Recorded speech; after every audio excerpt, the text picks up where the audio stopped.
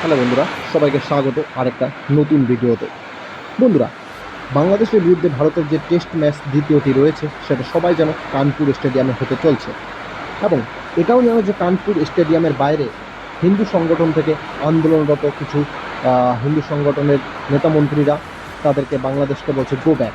তারপরে পুরো কানপুর স্টেডিয়াম জুড়ে প্রচুর পরিমাণে পুলিশ মোতায়েন করা হয়েছে যাতে সিকিউরিটির কোনো সমস্যা না হয়।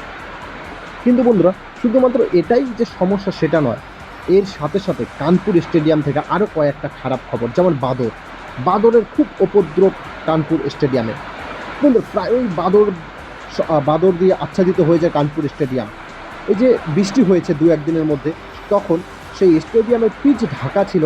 তোমরা আমার এই যে ভিডিওতে ফটো দেখতেই পাচ্ছিলা, যেখানে বাদরগুলো সেই যেই প্লাস্টিকগুলো দিয়ে মাঠটাকে ঢাকছে, সেই প্লাস্টিকগুলো নিয়ে টানা হেঁচড়া শুরু করে দিয়েছে। তো শুধুমাত্র যে হিন্দু সংগঠনের উপদ্রব তাই নয়, সেখানে বাদরের উপদ্রব। তারপরে কানপুরের স্টেডিয়ামের এক সাইড, পুরো একটা সাইড যেটা অকেজো, সেখানটায় মানুষ যদি বসে যখন তখন ভেঙে যেতে পারে, অর্থাৎ দর্শকরা সেই ব্লকে যেতে পারবে না। মানে কানপুর স্টেডিয়ামে লাস্ট 2021 সালে ম্যাচ হয়েছিল নিউজিল্যান্ডের বিরুদ্ধে, তারপরে কোনো ইন্টারন্যাশনাল ম্যাচ কানপুর স্টেডিয়ামে এখনও পর্যন্ত হয়নি। 2024 সালে বাংলাদেশের বিরুদ্ধেই প্রথম আবার 4 বছর পরে ম্যাচ হতে চলছে।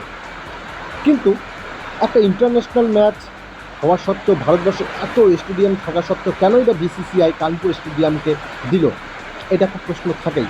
কেনই বা কানপুর স্টেডিয়ামকে তারা সিলেক্ট করলো? জানে সেখানে বাদরের উপদ্রব আছে, সেখানে স্টেডিয়াম অকেজো আছে। যাই হোক, হিন্দু সংগঠন এটা একটা আলাদা ব্যাপার, সেটা আর স্টেডিয়াম আসছে। কিন্তু স্টেডিয়াম খারাপ থাকা সত্ত্বেও এই চিন্তা ভাবনা থেকে তারা এই খেলাটাকে অন্য জায়গায় দিতে পারতো, সেটাও করেনি। এটা কি বাংলাদেশিদের জন্য একটা থ্রেট?